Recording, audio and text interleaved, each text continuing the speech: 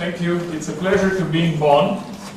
I'll be reporting on some work that's done jointly with Philipp and Peter, who are both in the audience.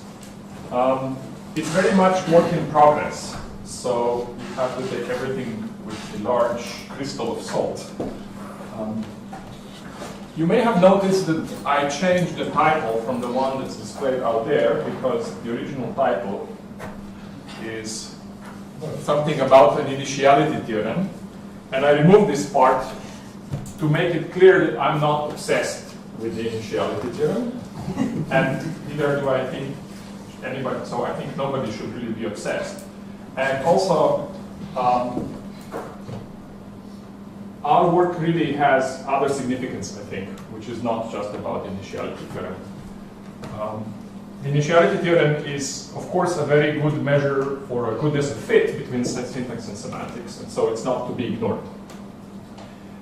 But this particular one that everybody is talking about, what it might be, and a 60 messages thread on the hot list, it's interesting, but don't give it to your students, because it's going to be a waste of time. Okay, so speaking of students, when the student comes into this area, I think this is what they see. I try to depict the situation. And if they wouldn't be so wrong, where's the cohesion? They wouldn't be so wrong if they asked for a theory of type theories. And then what would you tell them? Well, is there a theory of type theories? And some answers have been given, and we are not, of course, not the first ones to address this. But the different answers serve different purposes. And so some are too general, or some are not general enough, or some are just about semantics. And so here we are trying to do it again, and hopefully something good will come out of it. Now, when you try to say that you're going to give a general account of theory of type theories, people come up with lots of questions. And in this half an hour, I don't have the time to address the questions one by one. Although I'm quite happy to fill them after the talk. And you can also torture Peter, who is going to give the second half of the talk. Those who know me know that I like lively discussions, so I'm not against them. But I would certainly like to get through my talk. So let me allow you to let me say what we did, okay? So and why we did it, things like that. So we would like to have a theory of type theories. So we're not talking about one specific type theory. For instance, if you look at the last thread on the initiality theorem on the hot list, it's about the initiality of one particular type theory, although I suspect that each person on the list has a different idea as to which particular type theory it is. I am talking about a theory of type theories, and we want to deal both with syntax and semantics. It is super annoying and bureaucratic and quite boring. So we are formalizing it to emphasize these points. but eventually, if it's written well, it may serve as a useful reference. So I'm hoping that maybe some years from now you can point to your student and say, oh, just look at that paper. It's all wrong there, you should improve it. But at least there will be something to talk about. Now, also, we are hoping that we can use this as a basis for extensions and future work. And there, of course, we want to prove some theorems. We don't want to just give a definition. And in fact, the theorems are the measure of our success. So what will be some typical theorems? Well, there are semantic ones, which Peter is going to talk about. And what would be some syntactic meta-theorems that we would like, which we expect of good type theories. For instance, the presuppositions theorem. So here's three of them. You can think of others. So the presuppositions theorem would say something like this. If you can derive that A is a type in a context gamma, then gamma actually, you can actually derive that gamma is a context. Or similarly for the others, let's just take like the second one is, if you can derive that term T has type A in context gamma, then A actually is a type in context gamma. So it's sort of a sanity check. This kind of theorem is needed if you want to make sense of semantics, for instance. Now another one which may or may not hold in your favorite type theory is uniqueness of typing, but for many purposes you want uniqueness of typing. For instance, in implementations, it's usually a good idea to have uniqueness of typing. And this one would say that if a term T has types both A and B, then A and B must be judgmentally equal. Another one which is important is substitution elimination. It says, there are various forms of saying this, and they all say that you can get rid of the substitution rule, or what is in logic sometimes called the cut rule. I don't want to be too specific about this here, but so let me go on. Okay. Now we want to focus on a class. We want to focus on a class of type theories. There are lots and lots of them, and there are lots of variations, and so we will have to get started somewhere. Okay, so we're going to get started at the beginning. So we're going to take type theories which have the standard forms of judgment. So that something is a context, that something is a type, that something is a term, that types are equal and the terms are equal. You might consider other judgments here. For instance, you could throw in judgments about substitutions, that something is a substitution, or you could throw in a judgment that contexts are equal. These are all options, and yes, there are lots of options all the way through. This really is more like an engineering and administration talk. It's not a math talk. So there are lots of options. We're picking some which we can handle and for which we can prove the theorems we want to prove. And after we're done, we'll see where to go from there. Okay.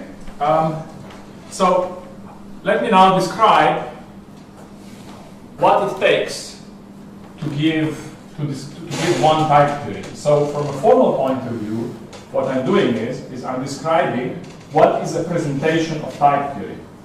Now, the presentation must not be too general. If it's very general, then I will not be able to detect the structure that is essential to type theory. For instance, if I just said that it was an essentially algebraic theory, then I'm losing valuable information. That would be like, I hope not. So were you going to use the analogy? No, you tell me. Okay, I'll use the analogy. So it's a bit like, you want to study smooth manifolds, and somebody says, oh yeah, you should use topology. Yeah, well, of course you should use topology, but you shouldn't use just topology because there is more to smooth manifolds. And so there is more to type theory than just essentially algebraic theories. Of course, they're there, they're important, you have to know about them, but there's more. So, what will be the parts of a presentation of type theory? Mind you, this is, so we have formalized all of this. We have stated the meta theorems that we want. We have not started working on semantics yet. And I think the presuppositions theorem is kind of proved, formalized at this point. So, now you have to deal with variables and binding. Everybody knows that. And then there will be some type and term symbols, such as pi and sigma and lambda, and you need to say something about them. And then we are going to, from these we can build raw type and term expressions, or sometimes they're called preterms. Yes, we are doing preterms. If you would like to do it in some other way, please do it. I should say that on a number of occasions we stopped and thought about doing it on some other way. But we did not see how to cut the knots. There are several knots that need to be cut, and it seems like doing it in some kit style is quite a bit more complicated. So maybe what we do will help somebody else figure it out how to do it in a more abstract way. Once you have the expressions, then you can start talking about the rules of inference, and then when you have rules of inference, you can define derivations.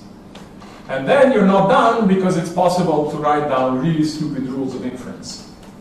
And so you need to argue, there are certain restrictions that you need to put on the rules. Otherwise you can write down complete nonsense. And so we need to discuss what it takes for rules and for the type theory to be well formed. For instance, one thing that you may want to avoid is cyclic dependencies on rules. That you have a type former A which relies on the existence of a term former B, and the term former B relies on the existence of the type former A, and then you have a cycle, and then you have to think about whether you want this cycle and what to do with it, and so on. So I will just briefly take you through all of these, and I'm actually, because my talk is pretty much content-free, there's no maths in here, this is just like a bunch of symbols. I'm hoping to give more time to Peter, who is going to hit you with semantics. So first, we need to have some type symbols and term symbols, and we call this the signature. The signature of a type theory has maybe some familiar and some unfamiliar symbols, and because of the quality of this display, it is a nice exercise to say what the fourth type symbol is. Can you tell? A skull. A skull? But how can you tell it's a skull? Yes. I should point out that nowhere do we require anything finitary. So everything we're doing, signatures, entities, terms, type symbols, every premises of a rule, we always allow arbitrary families of these. So all the syntax is potentially infinitary. It plays absolutely no role in formalization, and in fact, it is better for formalization to be more abstract. And this is something that people who have ever formalized anything know. You have to pick the right level of formalization. And so, for instance, if we said that a signature is a list of type symbols, that would be a big mistake. That would just create a lot of pain. Now, you cannot just list the type symbols and the term symbols that will make up your syntax. You also have to explain how they're used, and that's explained in terms of arities. So what is an arity of a symbol? So every such symbol takes some type arguments and some term arguments. So we allow an arbitrary family of type arguments and an arbitrary family of term arguments. But then for each argument, you need information about how it's binding things, because we can have bound variables. So I'm not going to drag you through the details. I'll just look at an example to memory. So for instance, for lambda, you would say something like, well, lambda takes 3 arguments. Right? You might be thinking, why 3? Well, because we have fully annotated syntax. It turns out that the syntax, for our purposes, the syntax has to be fully annotated. Every application is annotated with the type family of which is happening. Every lambda is annotated with the type family of which is happening. You can ask me later about my personal opinion about those other useful kinds of syntax. Anyhow, we're going to have some type arguments and we're going to have some term arguments, and then some of these type arguments and term arguments will bind variables. And now there are a number of ways in which you can explain this. And in fact, our formalization is agnostic with respect to how it reads bound variables. So it could be De Bruijn indices, it could be names. We're abstracting over it. But it's all very pedestrian preterms. It's nothing higher order or embedded or anything like that. So for instance, in this case, we would say, well, lambda takes the first type argument, that's the big box, and that's the domain. And then there is a codomain, which is a dependent, it's going to be something dependent. So here we're going to say that it binds something. So it's going to be a type argument which binds one variable, which is indicated by the x. And then there is one term argument which also binds a variable, and that one is indicated by y. And you might be thinking, why isn't x equal to y? Well, there is no x and there is no y. Those are bound variables. So when I teach first-year students and I need to explain bound variables, I always play this game. When we have a quantifier and I say for all x something la la la, if anybody says x, I say I have no idea what you're talking about, and I rename it to y. And so notice that there is no typing information here. This is just pure syntax, shape, binding. The typing information will come when you give the rules. The rules will tell you what the binding is. And also, by the way, there are various ways of presenting this in a more concise form, like with a tuple of numbers and things like that, which is fine if you want finitary syntax. It's also, well, unless you want to do cardinal numbers or some strange things, you would at the very least have to replace the numbers with families or types, but then you are back to what we're doing. Nicola, you had a question?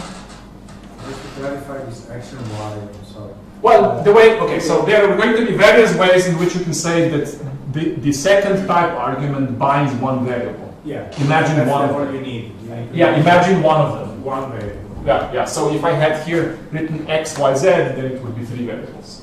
I'm not really going to use this at all, so it doesn't matter. But what you need to know is it binds one variable. It binds a family of variables. Is it significant that the term is smaller? Or?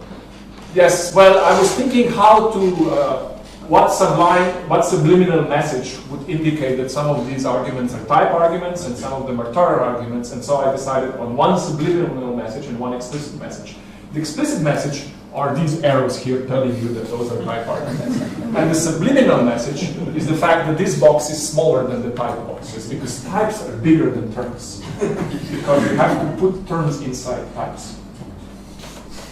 By the way, that's a really bad thing to say when you teach type theory. You should never say that a term is inside a type. Let's go on.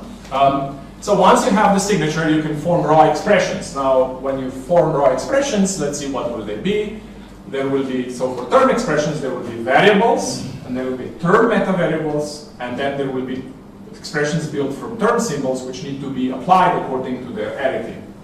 And for type expressions, there will be type metavariables, and there will be type symbols, expressions built from type symbols. Now, notice first of all, there are no type variables. We cannot quantify over types in our kinds of type theory, which eliminates certain kinds of calculi, lambda calculi, which have type variables. And the metavariables, you could either treat them separately, or you can realize that a metavariable is just a special kind of symbol.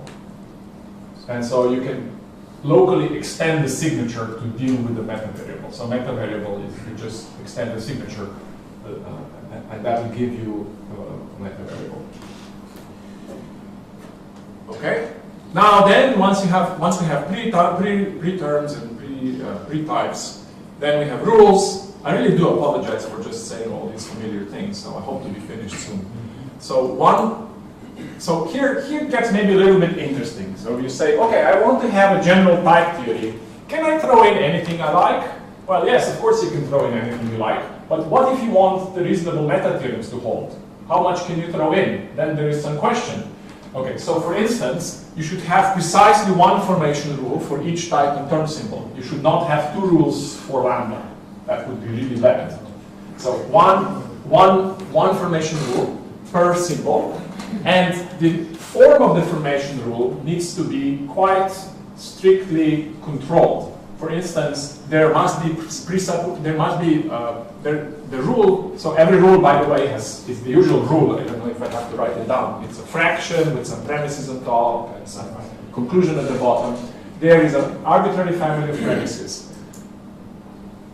There need to be premises that explain the typing of the arguments. So for instance, earlier I said the lambda takes 3 arguments, but there is no typing information there. So you have to require that there are premises that explain the typing information, but we also allow arbitrary additional equations in the formation rules for terms. Now, this is a big no-no if you're from Stockholm. You should not do that. Right? When you have a formation rule for a type, you should not be putting, or a term, you should not have a judgmental equality as a premise. Yes, it's very bad. So, but we are exploring what is permitted. You know, where are we going to get in trouble other than in Stockholm when we have such rules? Then you can have judgmental equalities to your heart's content, because it's just an essential algebraic theory, just throw in some equations, no problem. Now, if you care about computation or strong normalization, if you're a computer scientist, then you will not throw in arbitrary equations. But if you're a mathematician, you might be more inclined to do so. Then there will be some rules which are prescribed and are systematic. And you can call them structural rules or something like that. But there will be, for instance, the congruence rules. You can read off the congruence rules once you have seen the formation rules. And then there will be conversion rules and a bunch of other things that I'm not going to get into. And now it's important to understand that these rules, they are presentations of something. They are presentations of closure conditions. So each rule begets many instances. When you plug in the meta variables, for the meta variables you plug in specific things, specific expressions. You get lots of instances, and they are giving you closure conditions, and then you can use these closure conditions to build well-founded trees. And that's what derivations are. So the derivations will be well-founded trees. No surprise there. There's no surprise anywhere. It's all just putting together familiar stuff. Now, what I just described should not really be called rules of inference. It should be called something like potentially bad rules of inference. What's missing is, there's certain things missing so far. And so we need to discuss, are there further conditions that will make a type theory well-formed? And the answer is yes, you have to give some further conditions. Otherwise, you can have strange rules. You can ask me for a strange rule. It's very easy to write a strange rule. Okay? So, what do? We want to break possible cyclic dependencies. So that means that you need to give a well-founded ordering of the rules. And then you need to make sure, and then for each rule, you need to give information. You need to ensure that that rule makes sense. So what does that mean? So, well-order all the rules, well, actually well-founded order, and then a well-founded order on all the premises. So the premises of each rule also have to have a well-founded order. Now, once you have all this well-founded, you have lots of well-founded ordering. Now you can use it.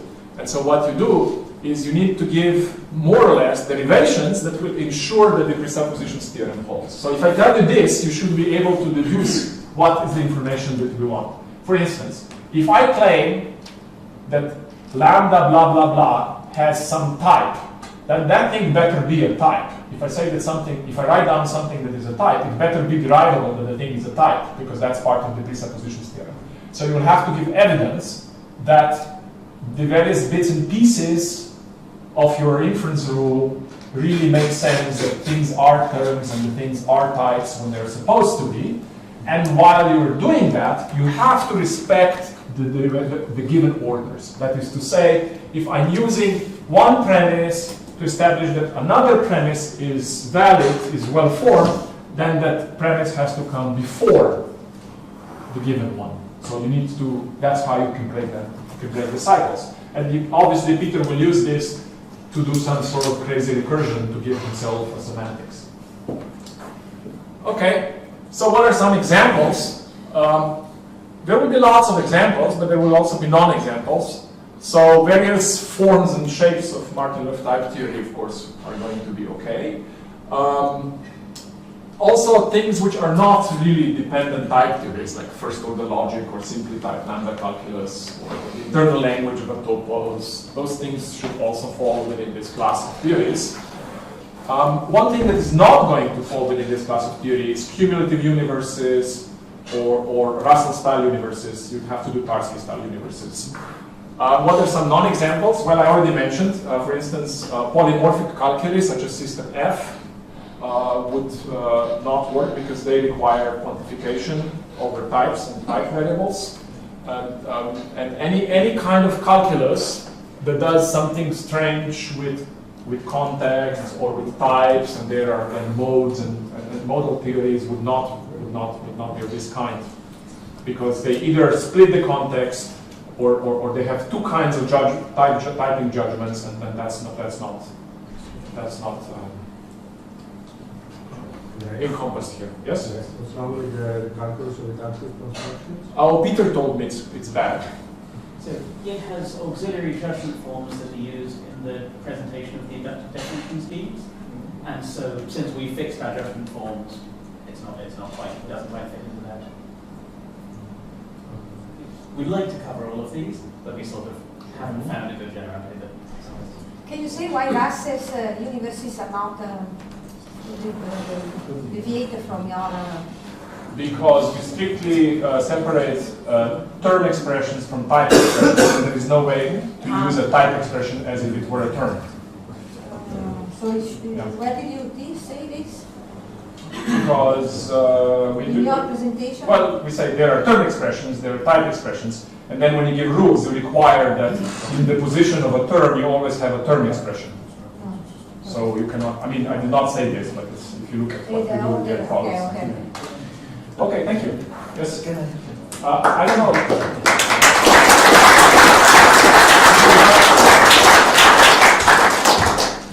I suppose we do we take the... Let's take questions jointly Okay, at the end of the whole thing. Oh, okay, questions jointly again. Any quick specific questions then you can ask. How do you turn this off? Turn this off. There.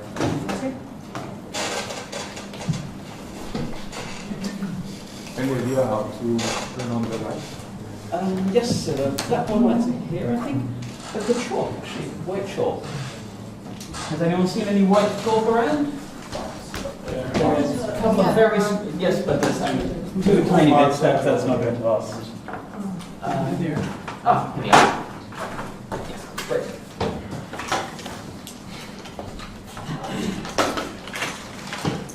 Right, so, Beethoven said before he died, merely. It was good. We're in the bond. So, Andrej has emphasized the kind of syntactic side of what we're aiming to cover.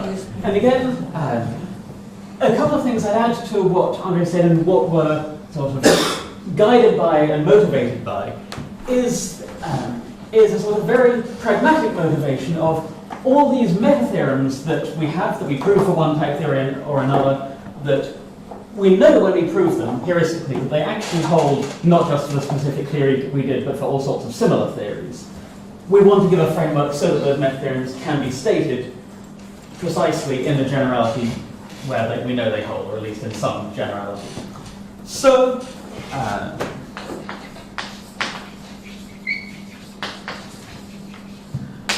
so Andrej gave, or at least sort of roughly sketched out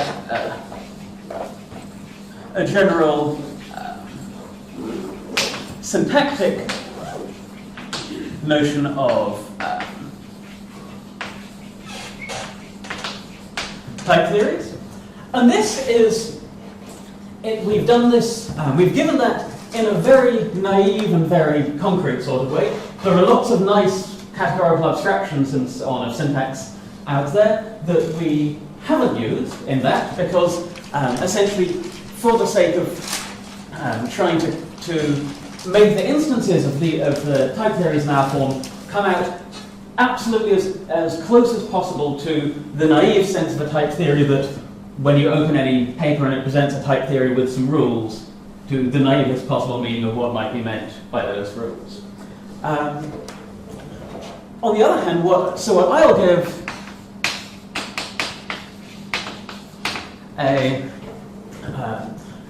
what I'll give is a corresponding syntactic notion, semantic notion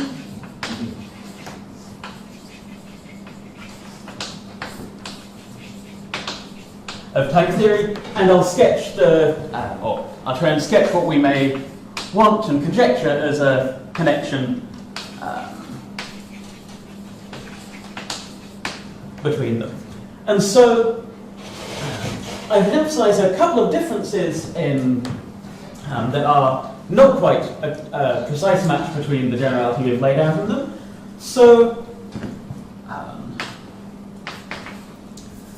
So these, as Andrej said, as we've given them in the, so firstly, almost everything that Andrej mentioned, all of the definitions and some of the theorems have been formalized. And in the formalization, it's set up a priori to be infinitary, that the syntax can be infinitary, constructors can have infinitary arguments. There's no restriction of finiteness thrown in basically anywhere in it. Context can be infinite, and so on.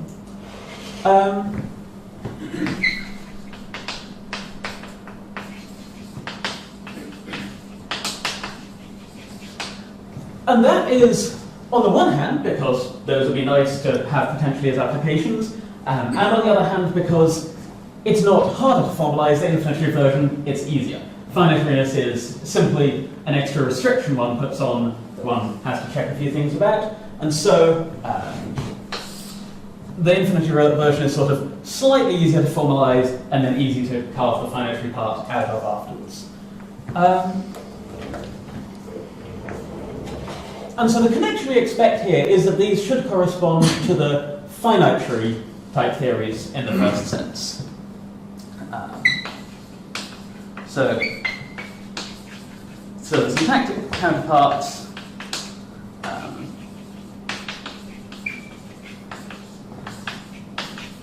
will be just the finitary type theories in the sense that Andrej sketched. And so this isn't saying that the type theory itself can only have finitely many rules. So just in the sense that a finitary algebraic theory, let's say, could have infinitely many rules, but the rules themselves and the axioms and the operations are all finitary. So as Andrej said, on the one hand, I don't want to emphasize too much the initiality theorem as a part of our motivation. It's one of the meta-theorems one of the various meta-theorems that we could have in generality. But I will look at the initiality theorem now, because the aim of it is very much what guided us on giving these two sides in parallel, that a lot of what we've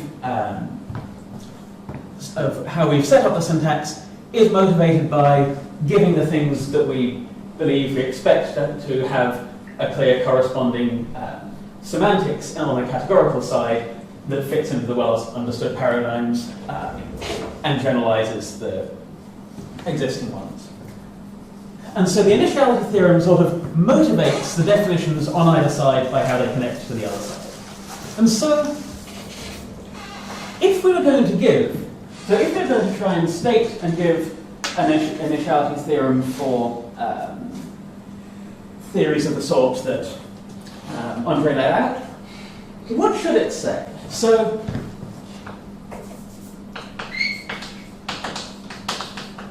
the initiality theorem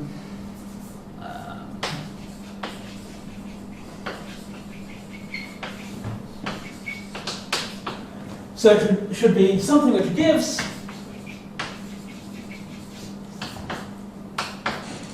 for every type theory T,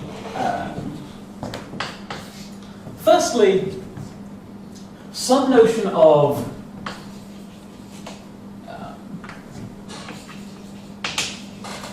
some kind of extra structure that one can equip contextual categories with.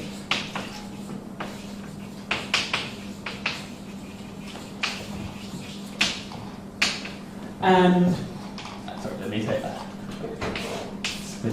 So, firstly, if we think of what the, say, initiality theorems we have for particular type theories are, they tell us that, say, in the version Thomas proved, that the calculus of constructions is its syntactic category forms a contextual category equipped with extra structure corresponding to pi types, sigma types, and so on, and that the one coming from syntax is initial among such contextual categories with extra structure.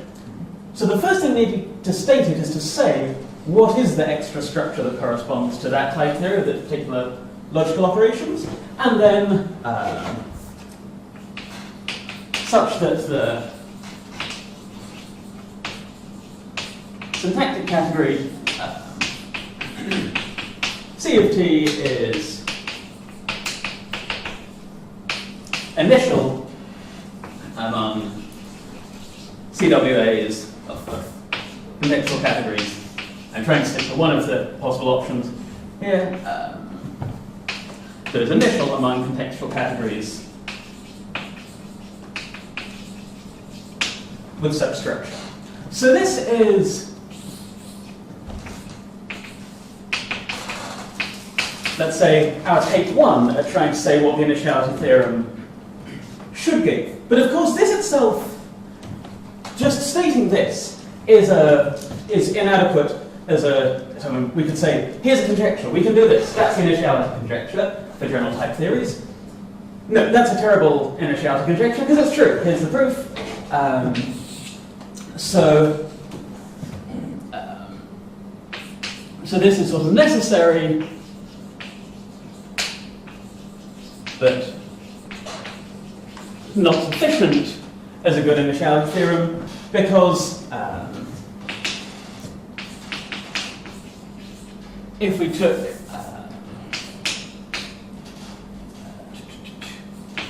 actually, sorry, it's like let me switch notation slightly, not fashion the notation later.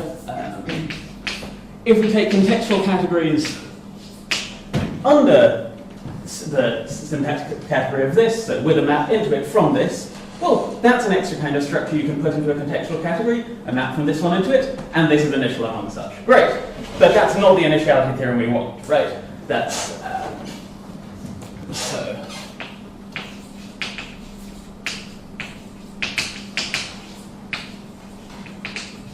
So we need to state this more carefully with the right particular extra structure corresponding to A, so that then when we get B, it really is giving the initiality we want. For a second, why is that not the right initiality? Because it's useless. It would tell us that if you've got an interpretation of your syntax, then you get an interpretation of your syntax. We want to say, if you have an operation representing pi types and an operation representing sigma types, then you get an interpretation of all the syntax with sigma and pi types. So it's saying, so the one we want is where you say, if you can interpret each constructor individually, then you can interpret all the syntax. This would be saying, if you can interpret all the syntax, then you can interpret all the syntax, which is not so useful. So, Sorry, Peter, we're a bit slow at the back. sorry? Nobody understands it. Can you elaborate? Yeah, it was it. Which bit did you want me to say? Read what's different. Read what's written. So I'm saying that this is a sort of necessary thing that an initiality theorem should give, but it's not a sufficient statement to be a good conjecture, because this has a trivial answer given by define the extra structure to be a map from C of t into a contextual category. It might be the And that makes the extra person. structure should only be relative to defined by t, determined by t. So the thing is, in the specific cases of, for instance, the type theory with, say, sigma types and pi types, we know what A should be. In specific cases, we know what we want A to say, what we want the structure to be. And this is a different answer to a different definition of what extra structure it is that isn't so useful, isn't what we want in the specific cases, and makes B trivially true. But should you So the restrict to the improvement would be contextual category with the extra structures? Sorry? Do you mean contextual category with the extra structures? So I'm sorry, take the extra, define the extra structure as maps from CT into it. So that's a sort of slight aside that I don't want to get stuck too much on. Now it's the last two rows. Yes. So to give the statement we actually want, we need to give the right definition of the extra structure for part A. So, okay, let's sort of disregard part B for a moment and consider part A and try and define what the extra structure should be. Peter, I have a quick question before you Yep. go on. I appreciate the fact that there are many different possibilities for the contextual category with attributes, blah, blah, blah. And you have to pick one to get things off the ground. Yep. But the specific choice of contextual categories seems to already build in some freeness, because the well-founded structure on the context is kind of specific to the finitely presented ones. Why not take a more general notion that doesn't build that in? So good question. On the one hand, I'd like to take a more general notion here, but that would mean that in what I'll be saying in 10 minutes or so, that would bring in some two categorical subtleties which we haven't quite yet figured out how to deal with. Okay. If one does it in terms of the version in terms of contextual categories, everything stays one categorical, and I hope one should be able to phrase it in terms of CWAs or contextual or comprehension categories instead, but those get the technical machinery gets harder, and one can't use off-the-shelf things so much. And on the other hand, the adjunction, the inclusion of contextual categories with any kind of structure into CWS, the right kind of structure, at least heuristically, that inclusion is always a left adjoint, it has a right adjoint, and so if one gets initiality within the contextual categories world, it automatically moves into the CWS world as well. So it's easy to transfer initiality to the other ones, both versions are set up, but the contextual categories version is easier to set up. So we need to give the right statement of A for the theorem to be useful. Except, and here's the frustrating thing, well, interesting thing, the fun thing, it's that we actually can't say, okay, forget B, we're going to give A, state A carefully and define that extra structure, and then afterwards we're going to prove initiality for it. Because, well, see why. Let's look at what happens as one builds up the type theory by rules, and say, as a particularly simple example of a couple of rules.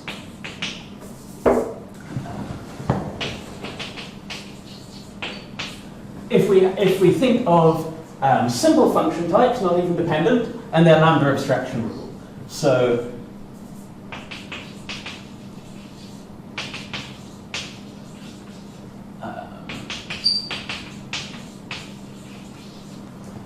we have a rule saying for any two types, we've got a simple function type, and we've got a rule saying we've got a pair of types A and B, and we've got that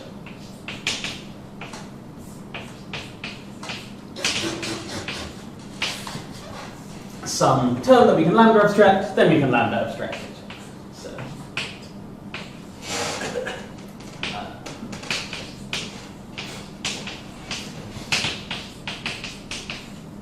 Put in the B just in case anybody has any notes. The capital B. right. Yes. So since formally our right. So That's fine. so right. If right. So since our syntax is fully annotated, the lambda constructor, the constructor has to take the same arguments that the rule gives, and it binds a variable in this. So these are a simple pair of rules, and we can write down what extra structure they correspond to on a contextual category. We will say for each context and pair of types over gamma, we get some type A arrow B over gamma, and then we add stability under substitution, which I'll slightly sweep under the rug right now. And then for this, we say for each gamma and A and B like that, and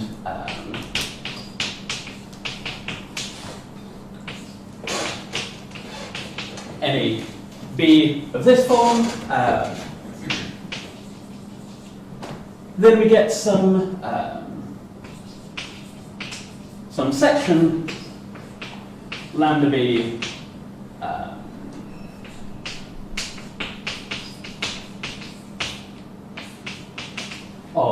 this type and its projection. So this is familiar from how we translate things to simple contextual categories, but there's actually some rather more going on in this than one might realize, because how did we know what this should be a section of? So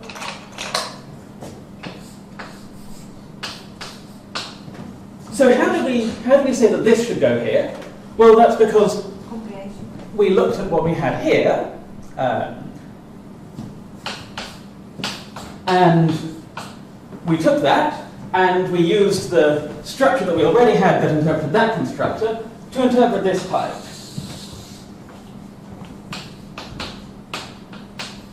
So we've taken this syntactic type and interpreted it syntactically here.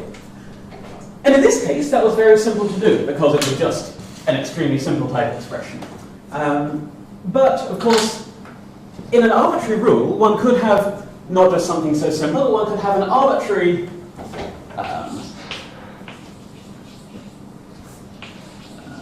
we could have, A arrow B arrow is A, or more generally some T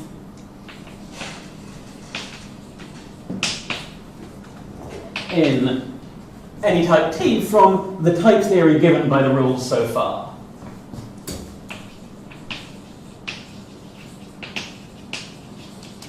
And so, for any specific rule, like this one, we can do that translation by hand and say what it should be here. But if we're trying to define this for an arbitrary rule, where there could be an arbitrary type that was here in the conclusion, then to make this step and say what we get on this side, we need to be able to give this interpretation for arbitrary types. So,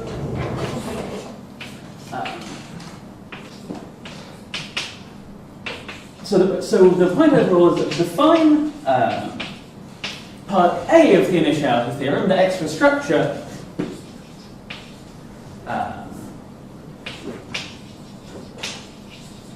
to define the structure corresponding to a new rule, we need the interpretation, which is essentially as hard as part B, the initiality, for the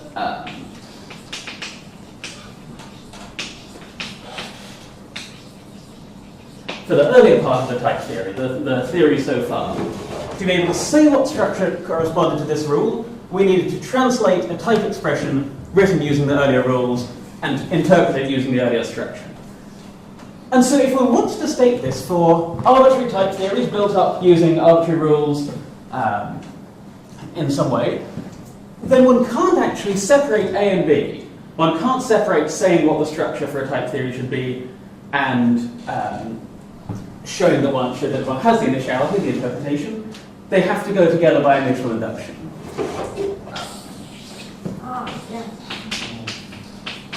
So A and B must be given by a mutual induction over type theories. So so how do we refine this statement into a statement which is actually a strong enough statement to be a nice statement of the initiality theorem, which really gives what we want. Sorry, I thought I had some water here, but I lost it. Would you like water? Yes, if you have water. This thing. Oh, no, water to drink, not to wipe the water. That's I think I know that. Maybe you need The clothes is better. Right, yes. I'll dry it off enough, I think. Yes.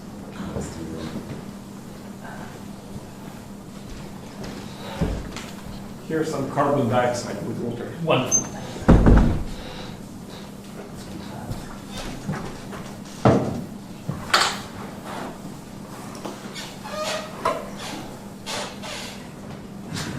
So the first initiality statement we tried was not very sufficient as a good initiality statement. And the first approach at refining it into a good one also we found couldn't work. So what can work? So first I'll actually go via suggesting a statement which is of a different form from that, and then see how that can, well, we probably won't have time for that, but then if we have time, try and bring that back around to a statement that looks more like that. So,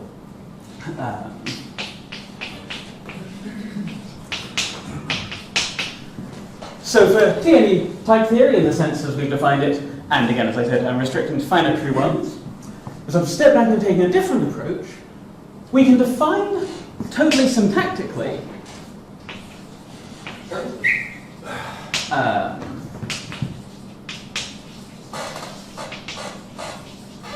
what an algebraic extension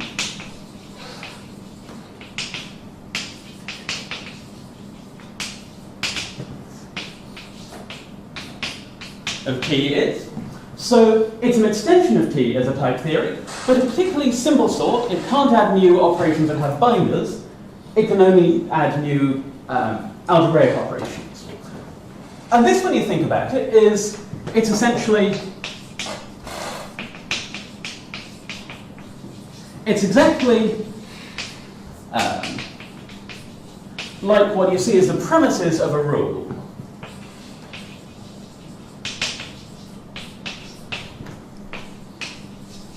Except that we've restricted our rules to be finitary, so they only have finitely many premises. But here, our algebraic extensions, we can let them be infinite. We don't restrict their size. So an algebraic extension of a type theory, we can say quite syntactically what that is. Well, it's saying we're putting in some new type in some existing context, and then maybe some new term in some existing type, and all the later ones in the algebraic extension can refer back to the earlier. So we can put in a type and then a term of that type, and so on. So, and we can also define what one might call translations or homomorphisms, or whatever one wants to call it, between these over T. And so, what we get is a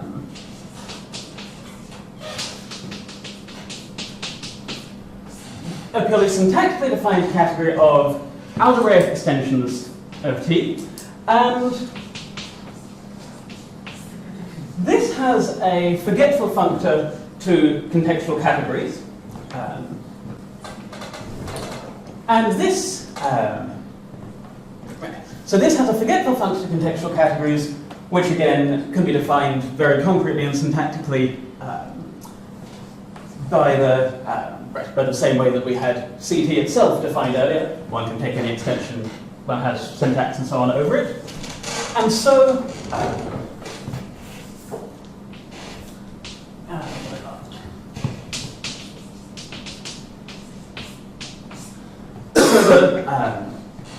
As a second form of initiality, which doesn't look so much like it is, but it is,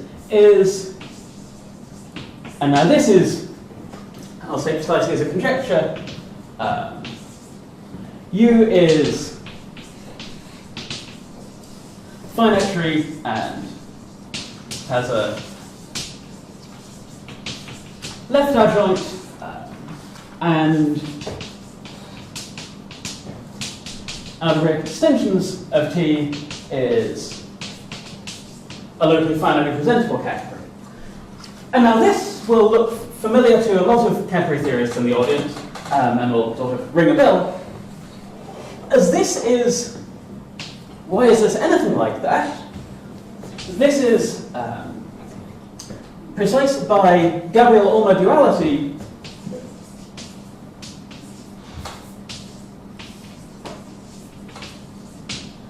This is exactly saying that that algebraic extensions of T themselves is up to equivalence models of an essentially algebraic extension of contextual categories. And in here, it's almost trivial that T itself is the initial one. The empty algebraic extension has a unique translation to any other algebraic extension. And so this gives a statement that is, in a usable form, roughly a correct statement of what we expect initiality to give. This is defining the category that we think that is, for specific type theories, is equivalent to the traditionally defined one, conjecturally is equivalent to the traditionally defined one.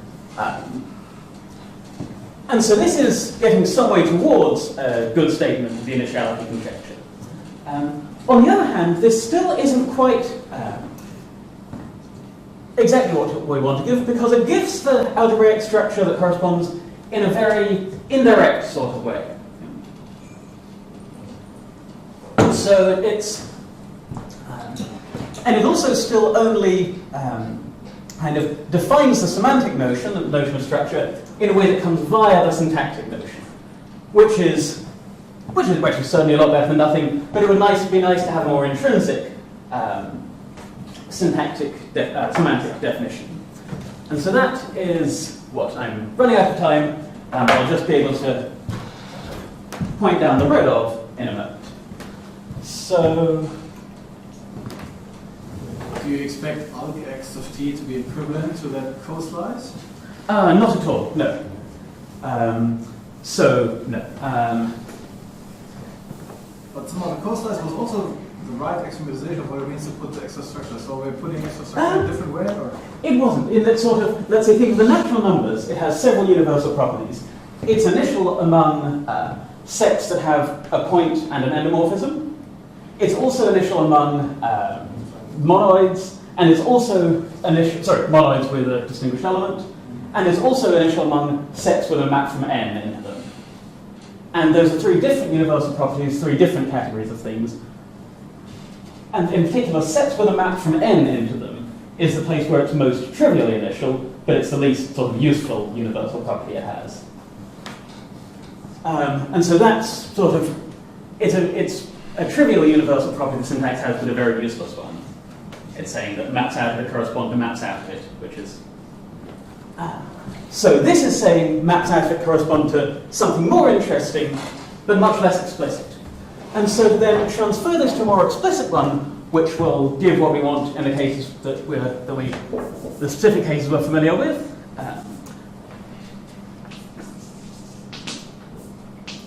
We have to start more from the semantic side itself. So, and here I don't have a good piece of terminology, so I'll say a stable essentially algebraic extension of contextual cats, or a stable extension for short. And one could call this the semantic counterpart of a type theory is, so it'll be a locally finitely presentable category with a finite tree right adjoint functor that's also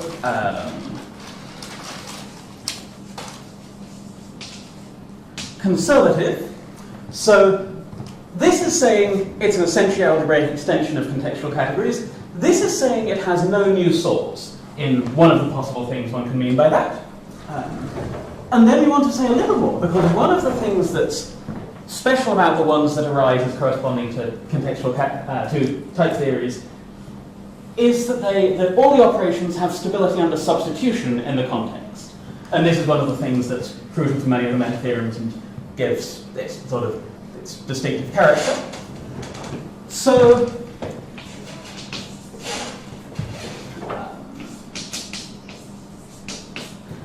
And so how can we express that stability, that sort of stability under slicing and substitution? Well,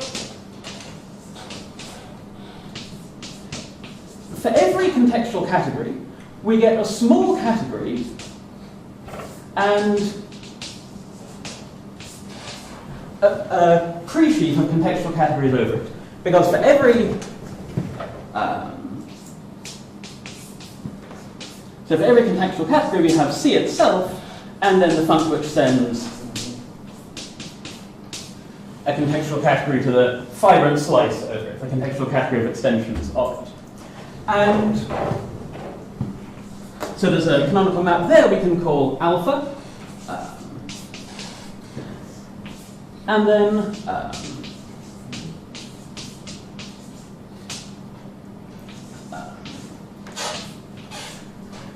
we say that the extra stability structure for our other notion is that we equip it with a functor here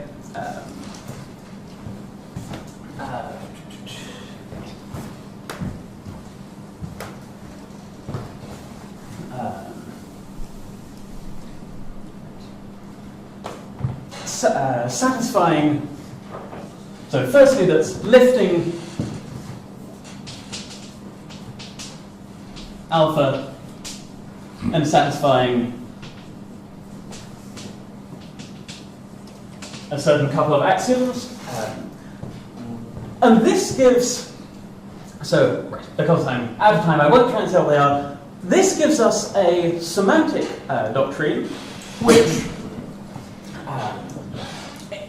within which we can then express counterparts of the way that we built up theories syntactically using well-ordered rules, where each rule then had a well-ordered set of premises. And so then one can, things on this side can be built up one rule at a time, and one can then conjecture, I'm out of time, I won't try and write it down, but one can give a third form of initiality that then brings it round in specific cases to the concrete form we really want, which is that the type theory built up by rules in the syntactic sense can transfer to one that's built up by rules in this sense, in this setting, and the way they get built up by rules in this setting really does yield exactly the extra structure that we want on contextual categories from the concrete examples we know. One very quick last sentence I should say before I get cut off is that this is similar to a definition that's also been given independently by Valery Isaev, which is not exactly the same, but very similar, very nice, and he's given some good theorems with it, and I think it also deserves more attention than it's got so far. It's not quite the same, but it has similar motivations and along similar lines, and has the great advantage of being carefully written up in a paper on the archive. So if you want to see something like this, but written more out in full, that's a good place to go for something similar. So, I should stop there. Thanks very much.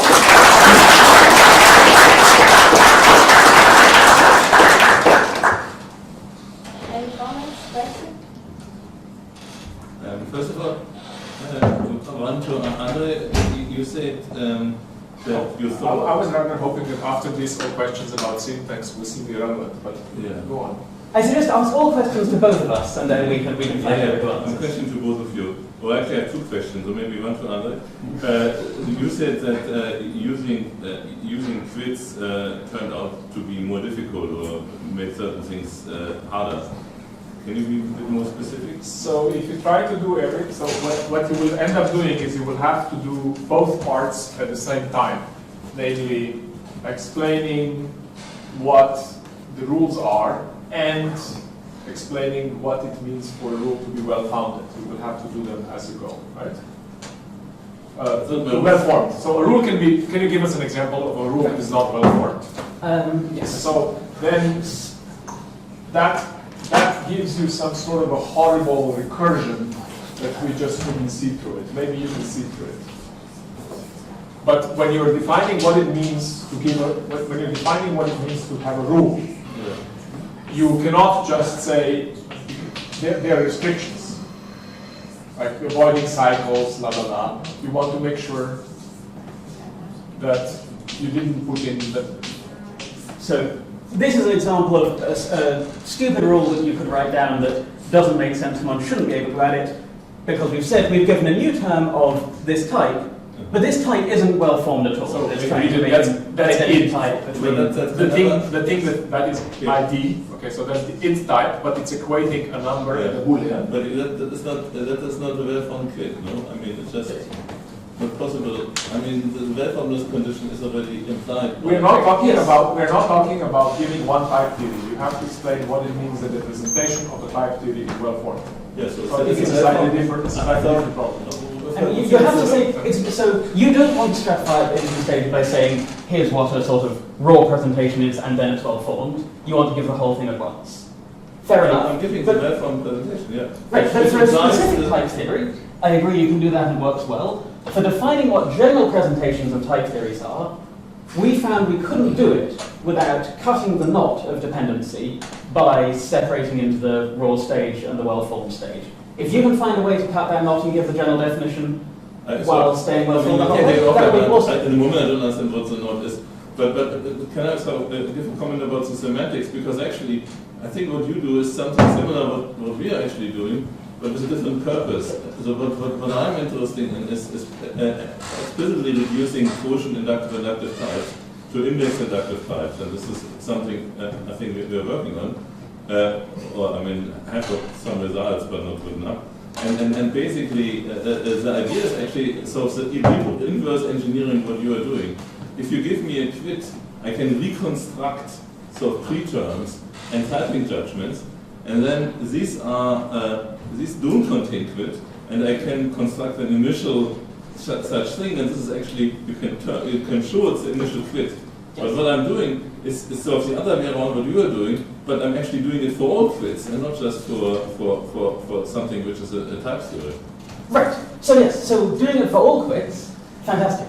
But can you carve out the type theories within those? That's what we thought about, and we couldn't see how to carve out a notion of type theories that's sort of equivalent to these and has the desiderata that it's sort of restricted enough to prove the meta theorem is what we want. Okay. And the sort of lots of motivating theories of type theory. Well, I think the initiality theorem in the special case is a consequence from the general one for the quits, no? Right, I don't think so, but maybe we can discuss this after. Steve? I applaud the shift away from the emphasis on the initiality conjecture, which I think, as we can tell from the discussion on the Holmes type theory list, is a kind of vague and confused issue. And to shift from there to this framework, I think is a great step forward. I think it should now simply be called functorial semantics for type theory, which is what you guys are doing. And I think that puts things in a much clearer setting. So let's take some lesson from the theory of functorial semantics for things and distinguish between a signature and a doctrine. And that's the point that you're making, I think, with the defect in that first formulation, is that there's a difference between having a free thing on a signature within a doctrine and having different doctrines. So the difficulty, so somehow I'd even say it's more than that. It's the lesson here is that we can't see how to separate the signature from the doctrine in type theory the same way one can in others.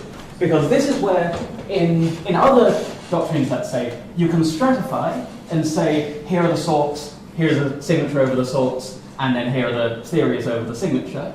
But because in the typing, the equations feed back into the terms and types, the terms feed back into the types, it all happens at once. After you've added new terms or axioms, that can let you add more types that you couldn't add before, because you've got more context.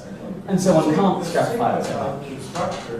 The sigma type constructor is part of the doctrine, it's not part of the signature. Then yes, then in that sense maybe what we're calling a type theory is what you're calling a doctrine, and what we're calling an algebraic extension can be seen as a signature. Right, yes, then that's what that is. That terminology and distinction coming out of functorial semantics would be useful to import here. Might help clarify the problem. Because that point of view is not present in many of the current discussions about the initiality of syntax. Right. I think it's important to make that clear. I have another question on the syntax. So you say you want a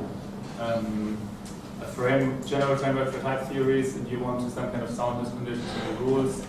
For example, that if you can derive a typing judgment, then you want to make sure that the type is also well formed. So in this context, how do you handle, for example, dependent application? Because if you do not explicitly include rules for substitution, then we the do. fact That's that the short answer. okay, the answer is you do. Okay, Yes. thank you. Two quick questions. The first one, it seems what you're doing is largely foundationally independent, so one could think of this happening both in set theory, constructor set theory, maybe also type theory, so formalizing it, but it doesn't depend on some kind of theory of quotient, inductive types. No, we're trying to keep it as sort of foundationally agnostic and weak as possible. And the second thing, I think there's some demand for some infinitary constructions, like in Krauss, Sattler, they have this treatment of coherence using infinitary constructors. Would those fit in your framework? Is the one that Andrej presented? So those specific infinitary constructors, I can't remember them precisely enough to say for sure, but certainly some algebraic, and if they look like they would except for the infinitariness, then infinitariness isn't a problem. Okay. So what about CIC? Does CIC need to change, or will you need to expand your framework? Oh, we need to generalize this, or someone else needs to generalize this. I mean, so the reason for restricting to the judgment forms of Martin-Löf type theory is not because we're sort of saying those are the one true set of judgment forms, every real type theory should be like this, and things that don't are wrong. It's because with those judgment forms, we were able to give a good generality and description that unifies many type theories out there. We haven't found a good sort of general description that unifies the other ones that open up the judgment forms more, while remaining general on the axis that this is general. So that's another axis of generalization we would love to be able to open up to cover, but we're not sure how yet. So we might, someone else might. That would be great.